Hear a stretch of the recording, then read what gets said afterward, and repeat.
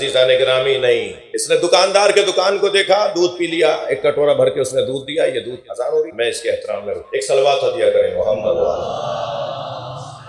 مولا کا نام لیا، صلی اللہ علیہ محمد بلند صلوات، اللہم صل علی محمد، اس سے بلند صلوات،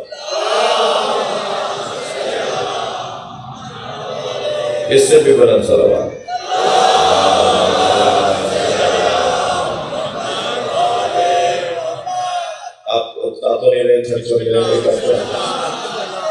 جی اس نے دودھ پیا اور پی کے کٹورا واپس دے کے جانے لگا تو اس کا پیر کیچڑ میں گیا، چھینٹیں جو اڑیں تو دیوار کے کنارے دو آشنا کھڑے باتیں کر، کافی ہے نا اتنا نشان، دو آشنا کھڑے باتیں کر رہے تھے تو چھینٹیں جو اڑیں تو وہ چھینٹیں جا کے لڑکی کے چہرے پہ لگی، تو اسے تو کوئی پریشانی نہیں ہوئی، وہ لڑکے کو پریشانی ہو گئی، تو آگے بڑھ کر اس نے دو تھپڑ، دو مکے، دو لاتیں ماری، دیکھ کے نہیں چل رستہ دکھا، کیسے آدمی ہو فلاں، جب تھپڑ مکے کھا لیے نا تو آسمان کو دیکھ کر کہنے لگا یا اللہ کبھی دودھ پلواتا ہے کبھی تھپڑ لگواتا ہے۔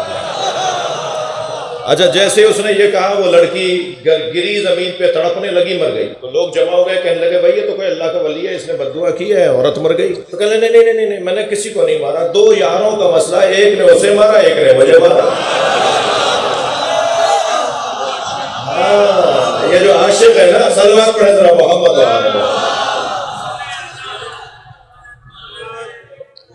تو ان سے ذرا احتیاط رہے، یہ نہ جانے کب کیا بات کر جائیں، تو اور یہ جو فرش ہے اس فرش سے بہت کچھ مجھے اور آپ کو نصیب ہوتا ہے۔ اللہ اپنے حبیب کی قسم کھا کے کہہ رہا ہے کہ وہ مومن ہی نہیں ہو سکتا جو تمہیں اپنے اختلافات میں حکم نہ مانتا۔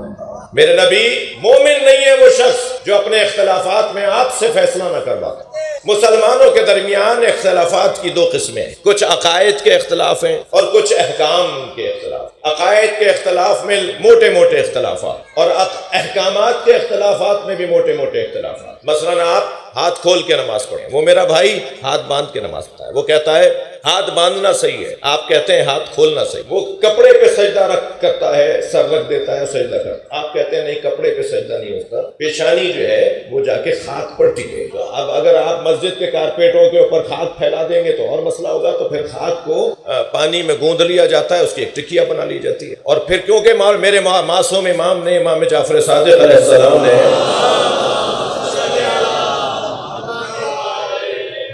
وَطَابَتِ الْأَرْضُ الَّتِي فِيهَا دُفِنْتُمْ کہہ دیا کہ اے حسین میرے جد، جس مٹی میں آپ دفن ہوئے ہیں وہ طیب و طاہر ہے۔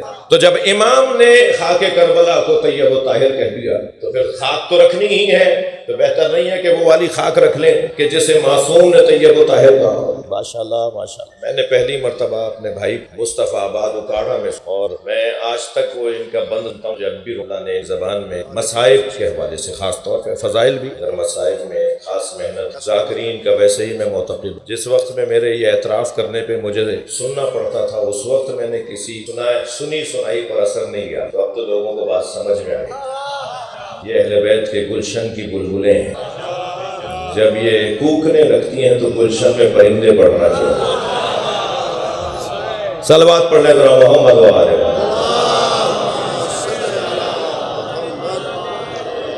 میں بس میرے بھائی آ گئے ہیں اور مجھ سے زیادہ اچھا پڑھیں گے، میں اس لیے آپ کو زیادہ زحمت بھی نہیں دینا چاہتا، بس ایک موٹی سی بات کر کے جاؤں گا اور چند جملے مسائل پڑھوں۔ امت میں جو اختلافات ہیں ان میں لمبی لسٹ ہے، اتفاقات کی اس سے بڑی لسٹ، جو مشترکات ہیں اس کی لسٹ بڑی ہے اور جو اختلافات ہیں اس کی لسٹ چھوٹی ہے، مگر جو اختلافات کی لسٹ ہے وہ بھی اہمیت کے حامل اختلاف۔ ان اختلافات میں ایک موضوع ہے ولایت علی، مولا علی علیہ السلام کی ولایت، مولا علی علیہ السلام کی خلافت، مولا علی علیہ السلام کی امامت۔ میرے بچوں جوانوں، ایک سبق آج مجھ سے لیتے جاؤ، بزرگوں سے تو مجھے دعا چاہیے۔ ہمارے ہاں خلافت اور امامت دو چیزیں نہیں ہیں، یہ ہمارے دماغ میں کوئی چیز ڈالی جا رہی ہے عرصے سے کہ علی امام پہلے ہیں مگر خلیفہ چوتھے، یہ بہت بڑی غلط فہمی ہے۔ جو پہلا امام ہے وہی پہلا خلیفہ ہے،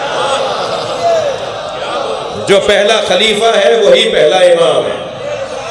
یہ غلط فہمی ہمارے بعض میرے بھائیوں کی جانب سے آئی ہے اور ہمارے بھی ایک طبقے نے اسے قبول کرنا شروع کیا ہے. تو ضرورت بنتی ہے، حق بنتا ہے اس ممبر کا کہ وہاں یہ باتیں بھی ہلکی پھلکی میں کرتا چلا جاؤں. جسے ہم پہلا امام مانتے ہیں اسی کو پہلا خلیفہ مانتے ہیں، جسے پہلا خلیفہ مانتے ہیں اسی کو پہلا امام مانتے ہیں. امامت اور خلافت دو چیزیں نہیں ہیں ہمارے یہاں. خلیفہ وہ ہے اللہ اور اللہ کے رسول کے، امام ہیں ہمارے.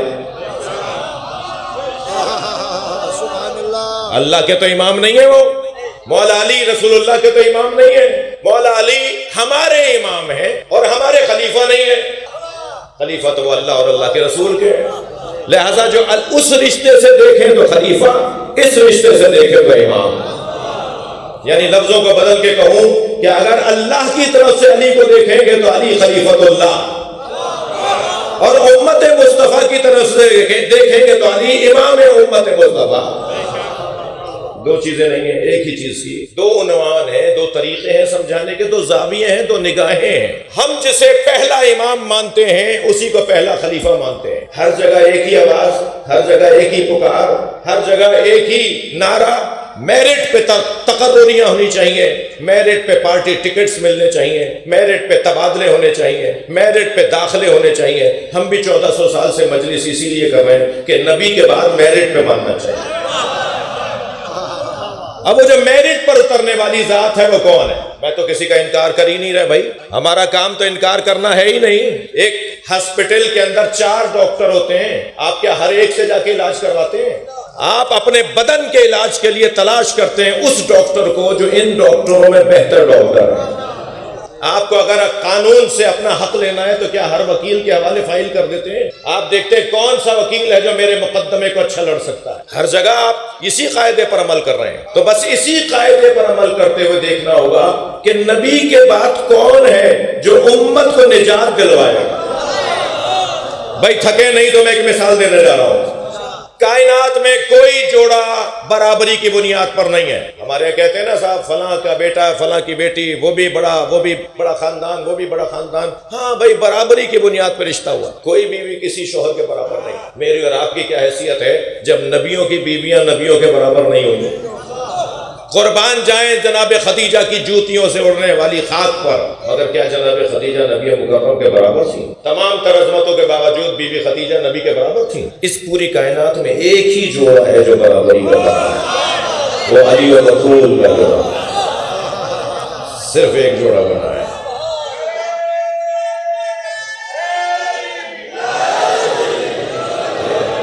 ایک ہی جوڑا ہے جو برابری کے بنیاد پر.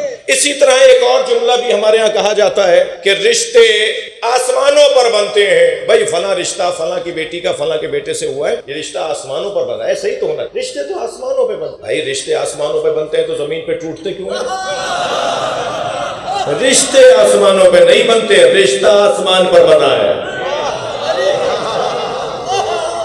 بس ایک ہی رشتہ ہے جو آسمان پر بنا ہے. اللہ نے سیدہ کا نکاح مولا علی سے بڑھایا اور فرمایا ہے فاطمہ بتاؤ تمہارے لیے مہر کیا قرار دوں؟ میری بیوی نے فرمایا بابا کی امت کی بخشش، امت مصطفیٰ کی نجات. بیوی کا مہر ہے امت مصطفیٰ کی نجات. تھوڑا سا سنبھل کے سنیے گا مجھے. بیوی کا مہر ہے امت مصطفیٰ کی نجات. مہر دیتا کون ہے؟ بھائی دے دیا ہے تو گردن ہلا دو. میں شوہروں سے بات کر رہا ہوں. ہمارے یہاں تو ماجرا یہ ہے نا کہ وہ ابھی پچھلے دنوں میں نے ایک نکاح پڑھایا 10 لاکھ روپے مہر. میں نے کہا بھائی لڑکے سے ملواؤ مجھے، یہ دے بھی سکتا ہے. تو ہم جب قریب گئے دولہا کے، میں نے کہا بھائی تمہارے ابا 10 لاکھ مہر لکھوا رہے ہیں، تم دے سکتے ہو؟ کہنے لگا ابا لکھوا رہے ہیں، دینا کوئی طلاق تھوڑی ہونی ہے جو دوں گا.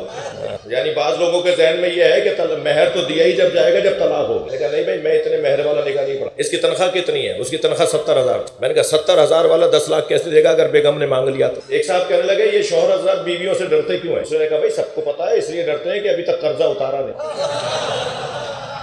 تو یہ جو مہر نہیں دیتے نا شوہر حضرات، آج مجلس میں جو خواتین بیگمات آئی بھی ہوں گی نا وہ تو بہت خوش ہو کے جائیں گی. اچھا پہلے والے تو لوگ اتنے ماشاءاللہ اچھے دور کے تھے کہ 5-5 ہزار میں جان. اور بیگم صاحبہ بھی بڑی سیانی ہے، یہ بار بار دیتے ہیں. وہ کہتے ہیں ابھی کیا ضرورت ہے. انہیں بھی مقروض شوہر اچھا لگتا ہے. توجہ ہے بات کی؟ تو نبی مکرم کی امت کی بخشش سیدہ کا مہر دے گا کون؟ علی بخشوائیں گے۔ جسے علی کا نام پسند نہیں ہے وہ جنت میں جانے کا شوق کیا کرتا ہے؟ بھائی تھوڑی گردن ہلا دو، بات جا رہی ہے تو جنت کی خوشبو نہیں سونگھے گا وہ جس کے دل میں علی نہ ہو۔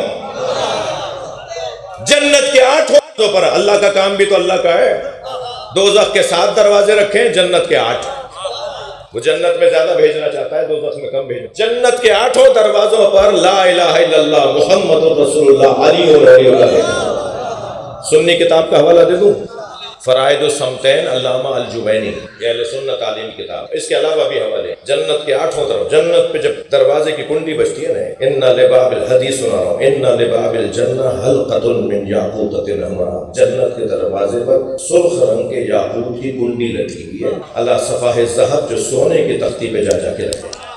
اذا دقت الحلقہ تنت وقالت، جب یہ بجتی ہے نا، دقہ ہے حلقہ، حلقہ در جنت، زنجیر در جنت جب تقل باب کرنے لگتا ہے نا، اذا دقت الحلقہ تنت وقالت یا علی یا علی یا علی۔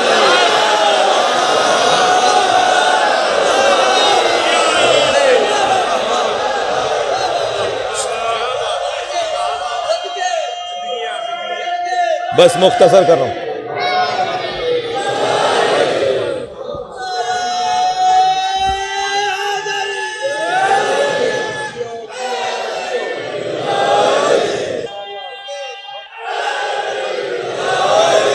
جنت میں جب ہوا چلتی ہے، ہمارے ہاں تو تیز ہوا چلتی ہے تو صدائے سرسر، شاعر حضرات نظم کرتے ہیں، صدائے سرسر، تیز ہوا کو صدائے سرسر کے شاعری کرا۔ جنت میں جب تیز ہوا چلتی ہے تو صدائے سرسر نہیں بنتی، علی علی علی علی۔ حدیثیں سنا رہا ہوں میں آپ کو، مجھے مجلس تو پڑھنا آتی نہیں ہے، میں تو سیدھی سیدھی باتیں کرتا ہوں۔ اللہ نے پوری جنت کو جب سجانا شروع کیا تو فرشتوں کو حکم دیا کہ ساری جنت میں لکھو علی علی۔ پوری جنت مولا علی کے نام سے اللہ نے سجائی ہے، مختلف جگہوں پر مختلف تغرے علی علی علی کے لگوائے ہیں۔ اور بس میں چاہ رہا تھا مگر واقعی بہت دیر ہو گئی ہے، اور یہ سلسلہ جلسوں میں ایسے ہی ہوتا ہے، میرے بھائی مجھ سے میرے بات پڑھیں گے۔ جنت کی ہوا علی علی کی صدا، جنت کی آرائش علی علی کی نگارش، اور جنت کی خوشبو اشک غم حسین۔